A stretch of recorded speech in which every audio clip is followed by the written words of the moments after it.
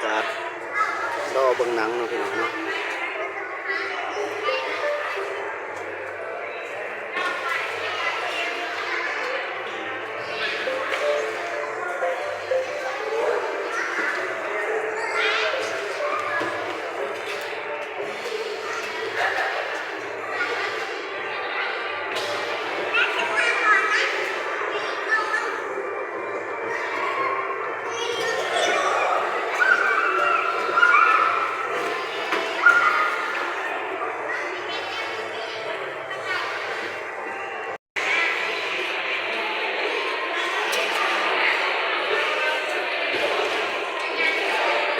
เรื่องที่หนังอีใส่ต่อไปมันหนังอีแล้วก็บนท้ายคลิปในบนนั้นนี่ไงโอเคนี่คลิปเลย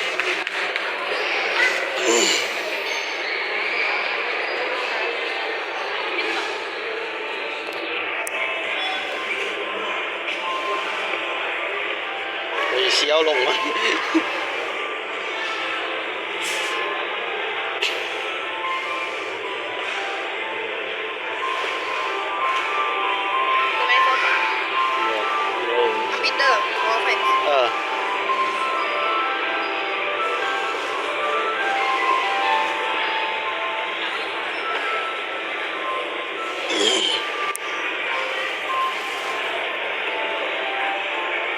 ตัวยาไปเบิ่งหน่อยบ่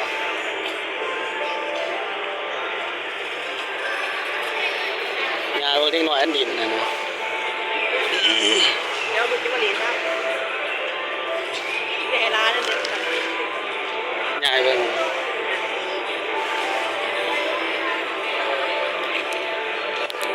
ประมาณนี้เลยประมาณอันนี้ว่าอันนี้เนาะก็แค่อันนี้เลย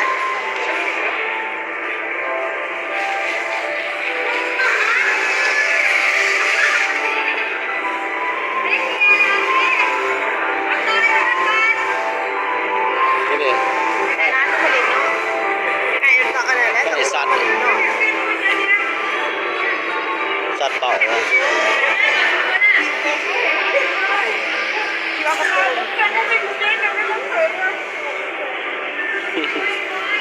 เอาจับสดาก็ได้รอมันไม่ในขีดมันก็สิบอย่างอื่น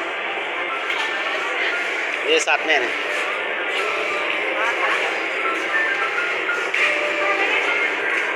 จะได้กันเนี่ยว่าจะได้มาหอยนะไม่ใช่ว่าบาทเนี่ยวะเนี่ยเมื่อวานด้วยดินเหรอดินไม่ได้วางจนกระทั่งถึงไปเอาไปมันทีนี่เดี๋ยวมันข้าวเดียว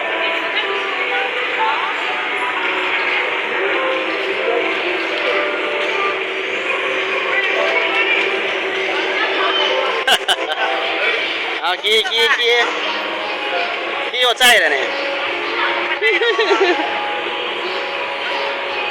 แต่สิมันมีมูลอีก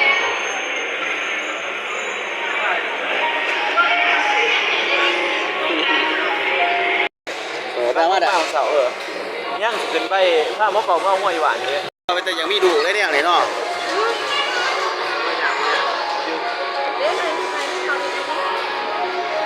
ไรรู้ที่หาปะคนหนึ่งรู้ที่หาปะอันนี้ดิพอได้หน่อยดีหรือเปล่าจะขโมยว่าจ้าเถื่อนผมมีกำหนดที่ไม่จะกินไม่จะกัดเนี่ย3ดีมันมีมูมันสนิทอันนี้เขา1 โมง13 โมงของ14 โมง5 นาที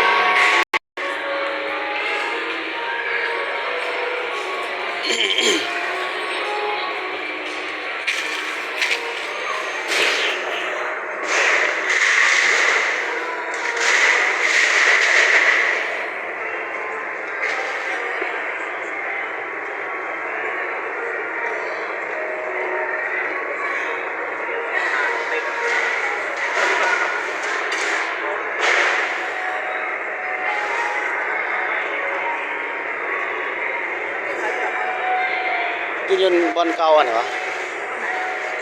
มาพูดวะ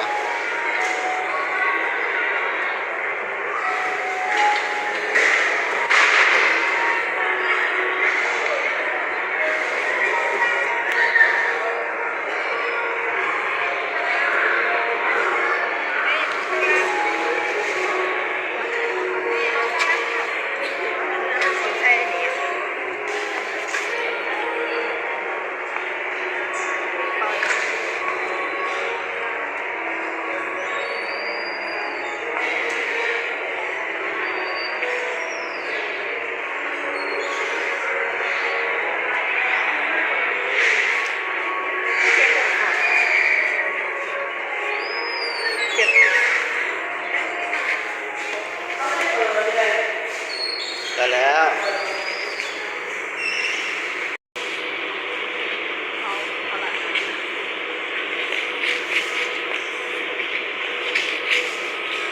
โอ้โห เอาวะ ดูไปหันต่ำ